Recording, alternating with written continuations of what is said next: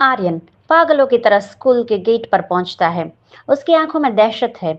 वह सीधा रिया की क्लास की ओर भागता है। वहां रिया, जो 5 साल की है, वह अपनी बेंच पर बैठी है, लेकिन वह वैसी नहीं दिख रही जैसी आर्यन को याद थी। उसके बैग पर रिया शास्त्री लिखा है। आर्यन हांफते हुए कहता है, रिया बेटा, देखो पापा आए हैं, चलो घर चले। रिया सहम कर पीछे हटते हुए कहती है, आप कौन है? टीचर, ये अंकल मुझे डरा रहे हैं। टीचर कहती है, मिस्टर आर्यन, आप यहाँ क्या कर रहे हैं? रिया के पिता प्रोफेसर शास्त्री बस अभी उसे छोड़कर गए हैं।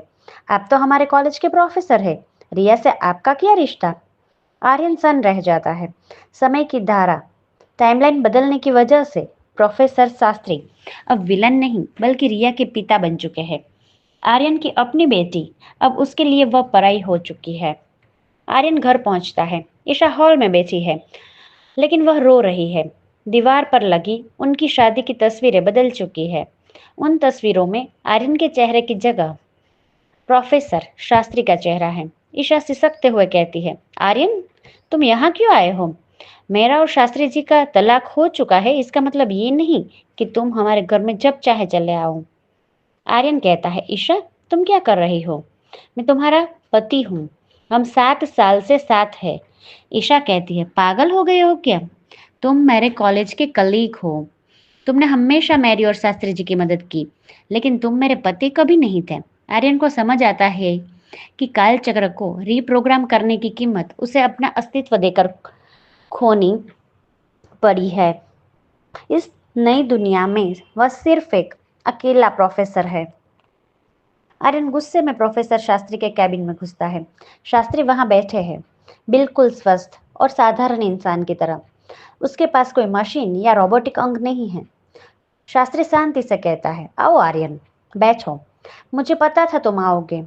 आर्यन गला पकड़ते हुए कहता है, तुमने ये क्या किया? तुमने मेरा परिवार छीन लिया। तुमने समय के साथ क्या खेल खेला है? शास्त्री मुस्कुराते हुए कहता है, मैंने कुछ नहीं किया आर्यन। तुमने ही कोड बदला था। तुमने विनाश को रोकने के लिए अतीत को बदल दिया, और अतीत बदलने का मतलब है नया वर्तमान। इस वर्तमान में मैं रिया का पिता हूँ, और तुमने कभी शादी नहीं की। शास्त्री की आंखों में एक ठंडी चमक है। वह अब भी वही इंसान है, बस उसने अपना तरीका बदल लिया है। आर्यन हार मानकर अपनी पुरानी लैब में जाता है, जो अब धूल से भरी पड़ी है। वहां कोई मशीन नहीं है, लेकिन तभी उसकी नज़र जमीन पर एक दरार पर पड़ती है। वह फर्श हटाता है तो उसे एक छोटा सा डिजिटल प्रोजेक्टर मिलता है। वह उसे ऑन करता है। स्क्रीन पर 2050 वाली रिया, बड़ी रिया का रिकॉर्डेड संदेश दिखाई दे रहा है। 2050 की रिया कहती है, पापा, अगर आप ये देख रहे हैं तो इसका मतलब है कि टाइमलाइन शिफ्ट हो गई है। शास्त्री ने 2026 में खुद को बचाने के लिए मेमोरी ओवरराइड प्रोटोकॉल का इस्तेमाल किया है। वह अभी भी क्रोनोस बनाने की कोशिश कर रहा है, बस इस बार वह छिप कर रहा है। आपको ईशा की यादें वापस लानी होंगी, वरना काल चक्र फिर से विनाश की ओर मुड़ जाएगा।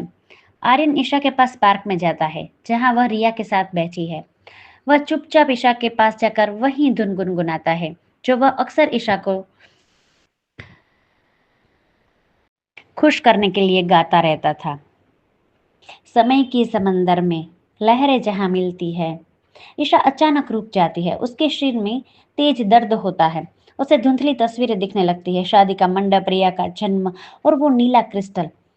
ईशा आंखों में आंसू लेकर कहती है, आर्यन, ये धुन, ये मुझे याद है, पर यह कैसे मुमकिन है? तभी पीछे से शास्त्री की आवाज आती है। शास्त्री कहता है, ईशा, चलो घर चलने का समय हो गया है, और आर्यन, अपनी सीमाओं को मत भूलो। शास्त्री की कलाई पर वही भविष्य वाली घड़ी चमक रही है, जो 2050 के विलेन के पास भी थी। आर्यन को एहसास होता है कि शास्त्री ने अपनी यादें और अपनी टेक्निक 2050 से इस नई टाइमलाइन में ट्रांसफर कर ली है। वह अभी भी भविष्य का वही शैतान है, बस एक अच्छे पिता और अच्छे पति के मुखौटे के पीछे छिपा है। आगे क्या होता है जानने के लिए सुनते रहे कालचक्र ऑन प्री स्टोरी एफएम।